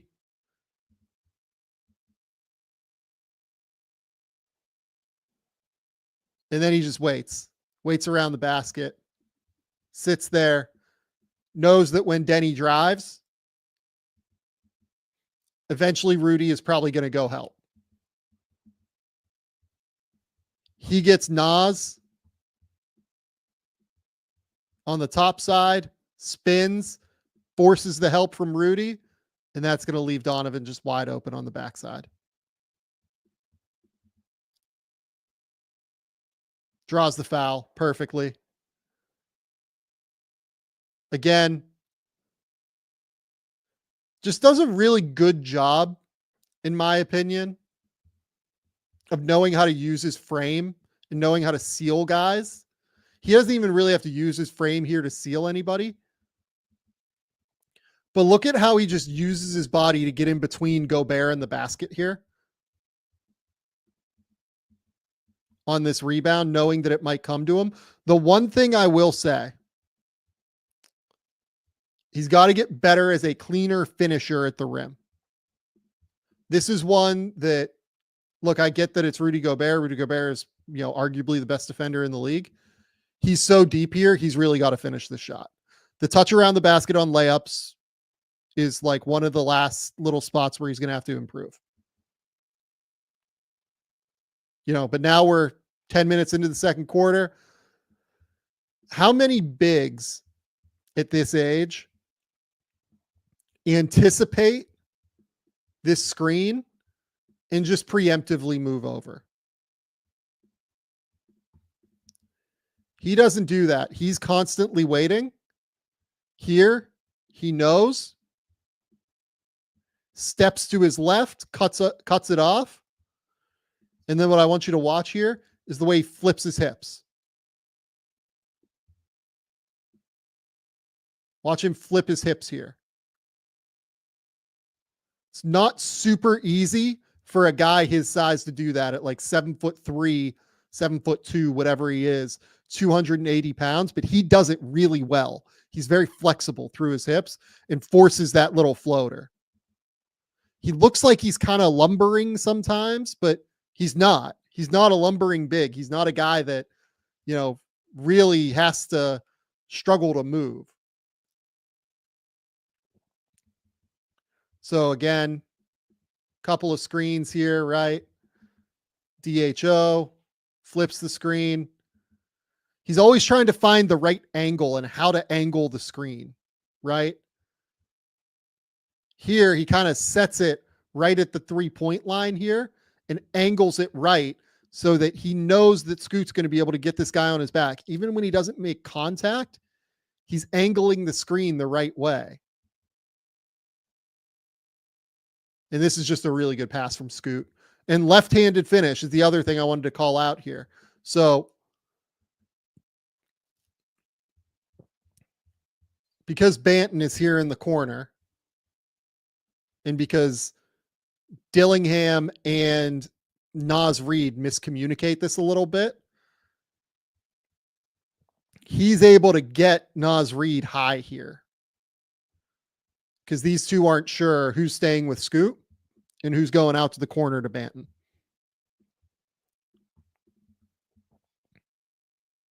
So Scoot sees that.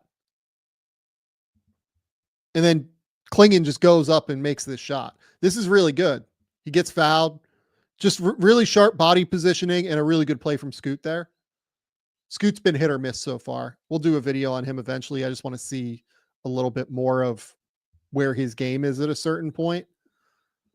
So this is Rob Dillingham, who's going to be coming downhill at you after a Gobert screen. Again, the positioning here is perfect. He knows that he has the length advantage on Dillingham, but he also has to be somewhat accountable to Rudy here. So he can't just be here. He needs to be in between these two. Positioning is great. Does a good job forcing the turnover there.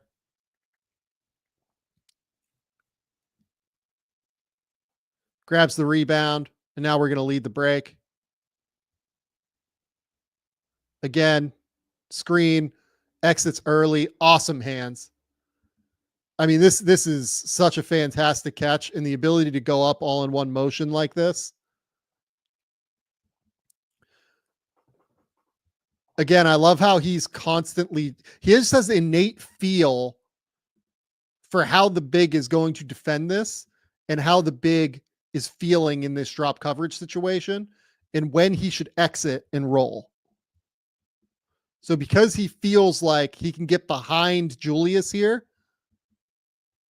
and he does, he exits a little bit early. I mean, that's a tough contested catch. Like, he's got help coming in here. He's got a man coming in here, and he still catches this ball and almost flips it in. Now, like, this is asking way too much, to be clear. I would bet you in 2 years, he hits this kick out to Chris Murray.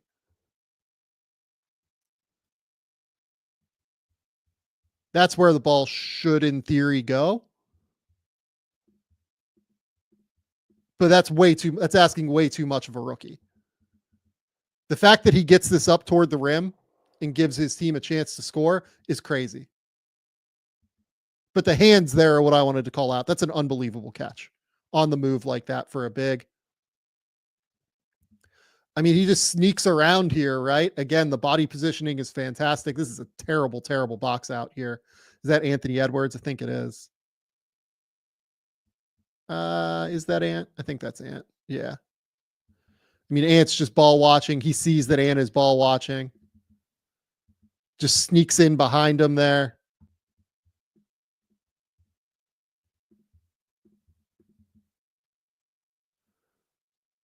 Offensive rebound. And then just look at how he immediately looks up.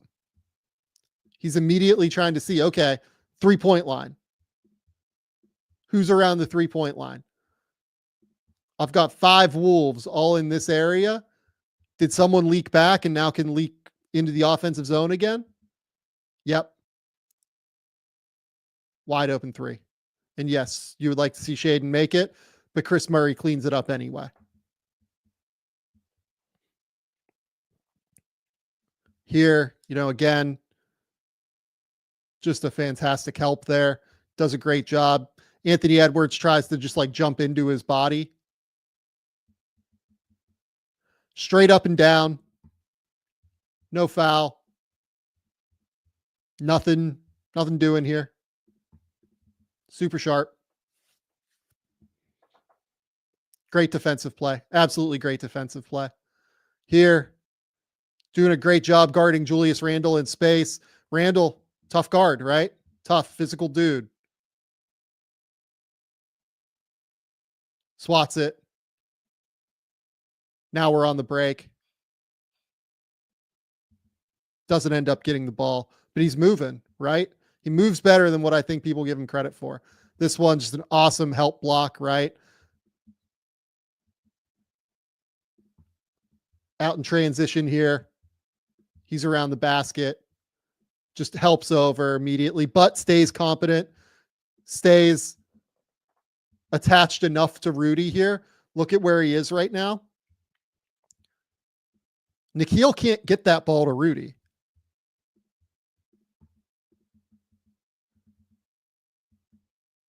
But Clingan is also in great position to contest. It's textbook. It's absolutely textbook defense. It's textbook help defense around the basket from a big. Again, great help defense here. Goes to get the rebound.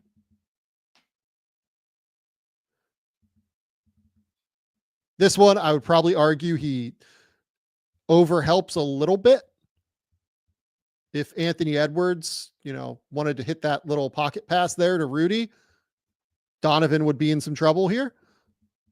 But I think Donovan all night really felt like, with Ant particularly, and I would bet you that this was scouting. This was not mistakes from Donovan. I think that he felt all night, I can attack him. I can attack Edwards in the air and not worry as much about the passing.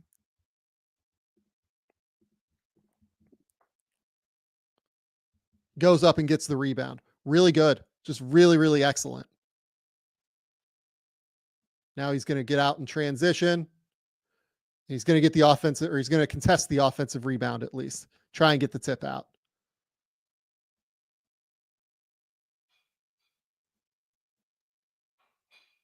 This is a nice little scoot.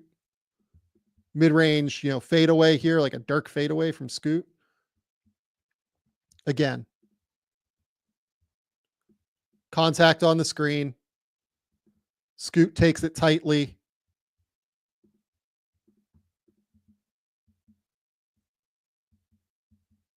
Able to get Dante into recovery. It's a tough shot. He makes it. But Donovan is getting this dude more separation than DeAndre Ayton has in a long time. Great defensive rebound. Great contested defensive rebound here is why I wanted to grab this. Ant takes this, and look at him boxing Rudy out. Rudy's one of the best offensive rebounders in the league. Got him on his back. Rudy's contesting. He's fighting. He's scratching.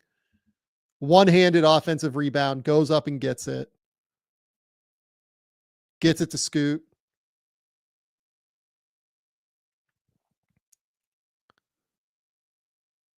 Just look at him kind of trying to decide, where's the best place I can be dangerous? Eventually just filters right toward the rim, right? Perfect. Finds the perfect spot. And as soon as Rudy goes there, look at him put his hands up.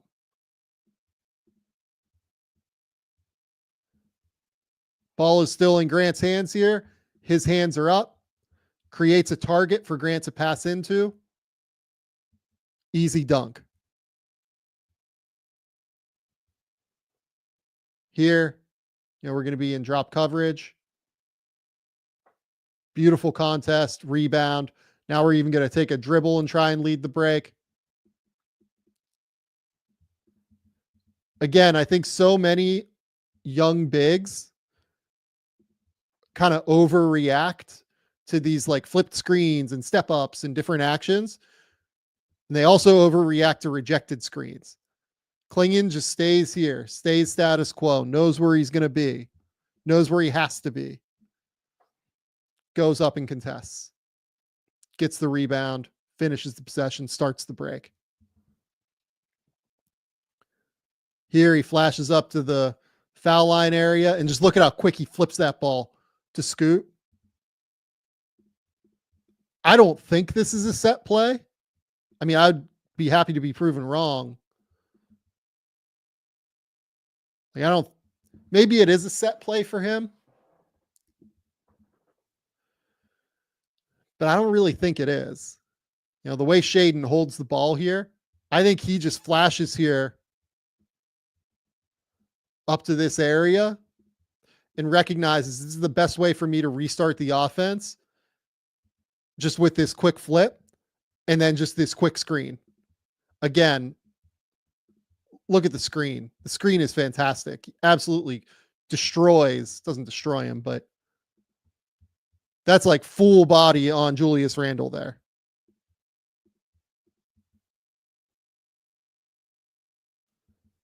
Jaden McDaniels comes over, fouls him, but he gets to the line. Made his free throws in this game. Did a really good job, 5 for 5 from the line. I think he has touch. I'm not a big, Donovan Clingan's going to be like some great shooter at some point guy, but hey, he's improved in terms of like making the free throws at least. Here, they decide to like kind of show with him a little bit, which is interesting. And then he recovers down, contests, gets that shot the first time. I don't really understand showing when you have Donovan Clingan, in all honesty, but whatever. What are you going to do? Is there a reason? Like, do they think this is like a weird kind of action where they want to show? Yeah, I don't really get it. Not totally sure, but I like that he recovers back. I think he gets a piece of that the first time and then just doesn't get the rebound. Here, again, just in front of Randle. Does a great job staying in front. Beautiful. Then gets the shot. Like, his positioning is just elite on every possession. Every single possession, he's in the perfect spot. Does a great job staying in front of Randle through all those little hesitations. Backpedals perfectly. Gets back for the beautiful help defense contest. It's perfect. Shaedon Sharpe misses. Offensive rebound, just powers through. Again, just look at him just meticulously carve out space, right? He knows he's got Jaden McDaniels here. He's stronger than Jaden McDaniels. He's going to be able to move him. So just watch him kind of carve. Kind of just moves him that way to the right or to the left a little bit and then goes to get him. Goes to get the ball. Easy little hook shot. Good touch play. Again, quick little DHO. And now we're just going to carve out space, potentially try and go in for the rebound. Why did I put that one on here? Good question, Sam. Good screen, right? Quick little DHO into the screen. Look at Ant. Ant doesn't really know totally where to go. He decides to go under. Him going under kind of creates like a weird action. Dwop Reith hits a no-dip 3. This Portland team can be fun. They've been terrible for the first 7 games of the season, but without Ayton, without some of these other guys, it feels a little bit cleaner and a little bit more fun. So here, again, Donovan sees that Rudy is going to have to help here. So he just filters out this way.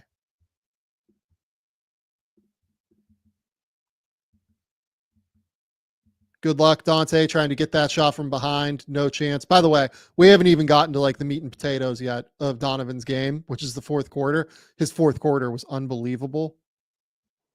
Quick little DHO, you know, makes the shot, right? Nothing crazy there. Here, I think this is the start of the fourth. Good work here. Keeping active on the backside. The movement is just super sharp. You know, look at him navigate. This is a stack pick and roll is why I grabbed this. So we talked about stack pick and roll earlier in the show. Screen here, then Rudy's going to dive. Dante's going to get a screen there on Donovan. Just look at how he kind of navigates this screen here from Dante. Recovers back to Rudy. Chris Murray gets out.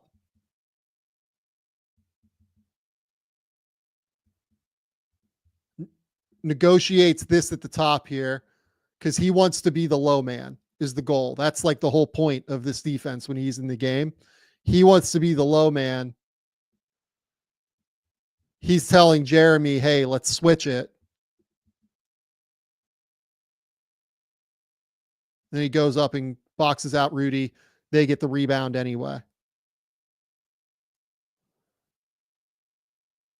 Quick little DHO kind of thing here. Yep. But the rejection of the DHO. He's the one that is the fulcrum of this entire thing here. So entry, back out to Banton. Look at him trying to communicate with his teammates down here. He's telling somebody, hey, come get it. Denny's telling him, when you get it back, go the other way.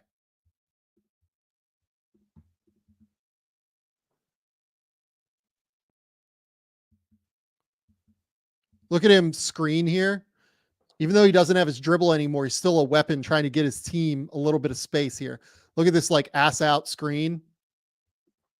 He knows that if he gets contact here, Chris Murray is going to be able to get free and get to the rim. Gets that little bit of contact, gets Murray to the rim, finishes. Perfect. That's textbook. That's what you want from a guy in a DHO. Again, we're still not even into all the block party yet. This is where it starts. Just absolutely obliterates Naz Reid.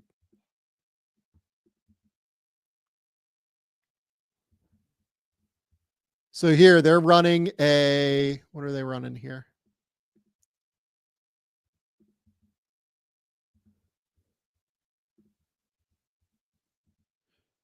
Kind of like a DHO reject play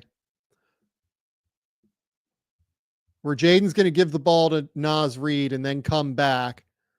Rudy is going to screen and Donovan has to navigate all of this.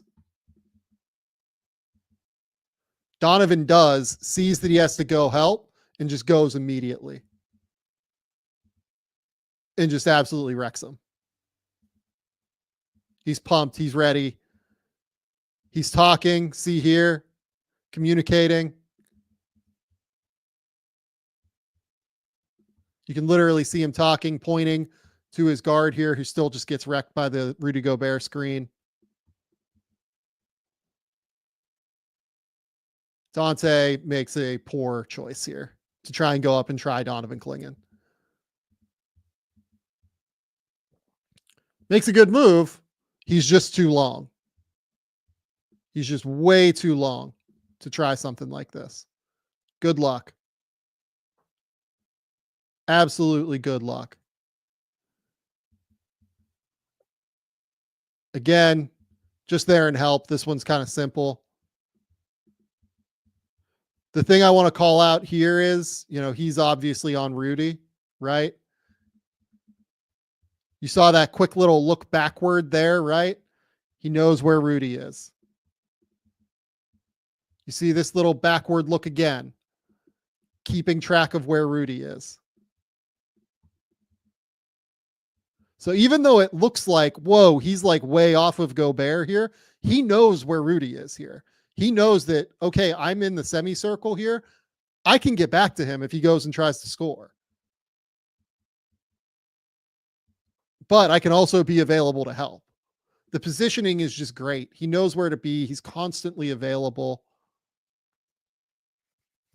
This one, again, just really, really sharp here. Great screen. Does a great job finishing up over the top, catching this ball eventually. I love this quick little entry here. This is a split-second choice. Okay, is Delano here or is he not here? I have to decide, am I handing it off or am I not handing it off? Doesn't hand it. Reverses back to Delano. Then sets the quick screen. Jaden McDaniels, one of the best players in the league at getting over screens, so that screen not being wildly effective is fine. And then we got Donovan Clingan just finishing up over the top of Rudy Gobert. Here again, call out just that quick little look back, right? He sees that this is going to be a wide open three.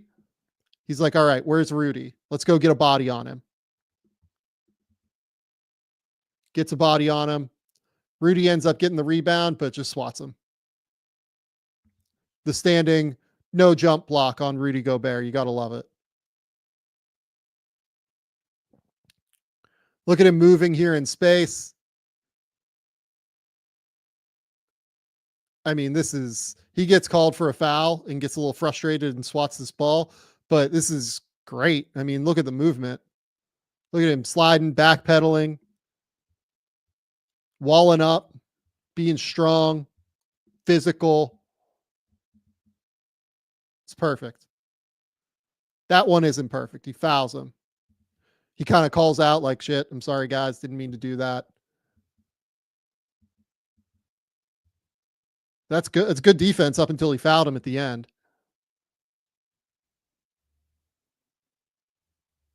Again, knows exactly where Randall is at all times.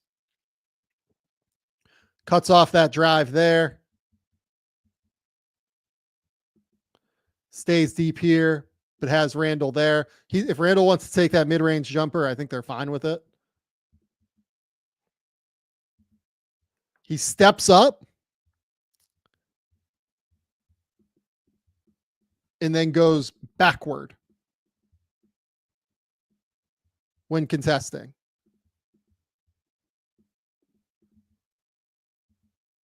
He doesn't jump into him and foul him. He jumps backward.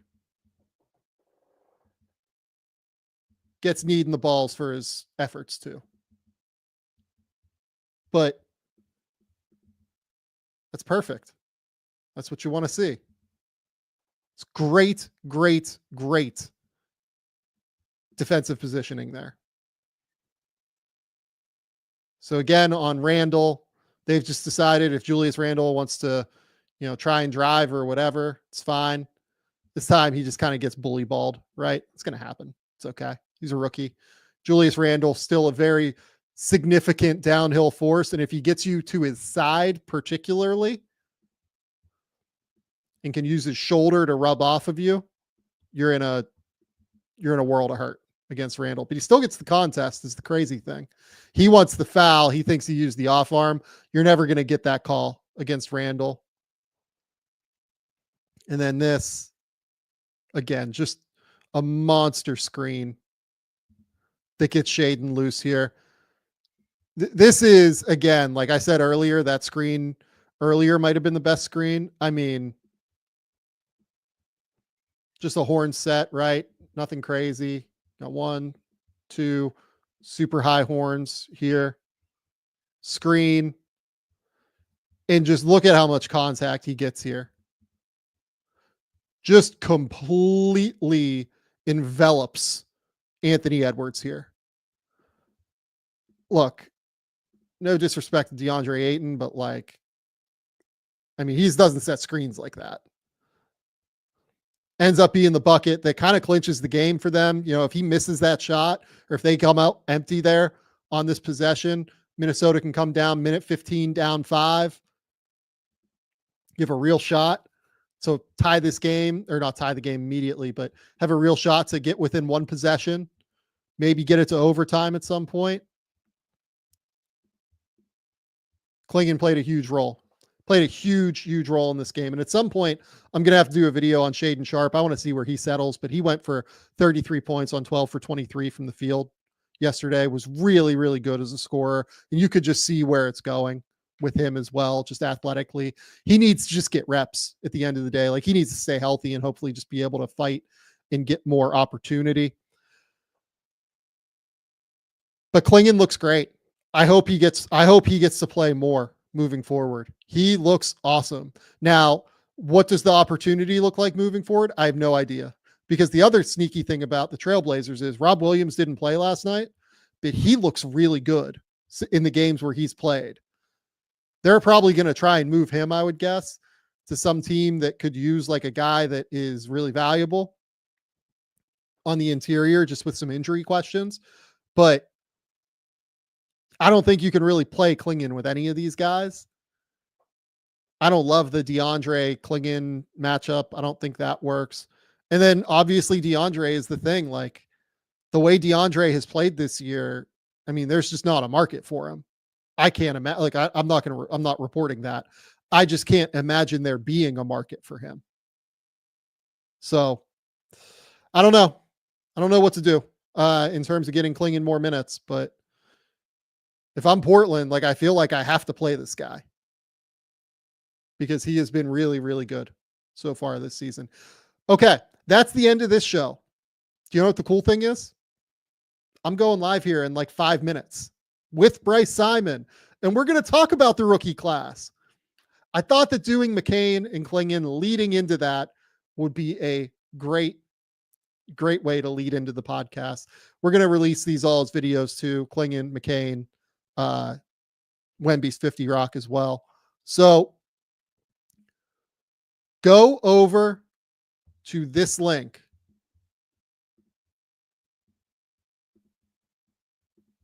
And you will get to see, if you're in the comments, I just put the link in the comments. You will get to see Bryce and I talk through the entire rookie class. We'll basically go in draft order, but team by team. So like, we'll go Hawks, then Wizards, but we'll talk through all the Wizards guys at once. Go do that. We'll have a really fun time. We'll start in like 5 minutes or so. Until next time, in 5 minutes. We'll talk soon.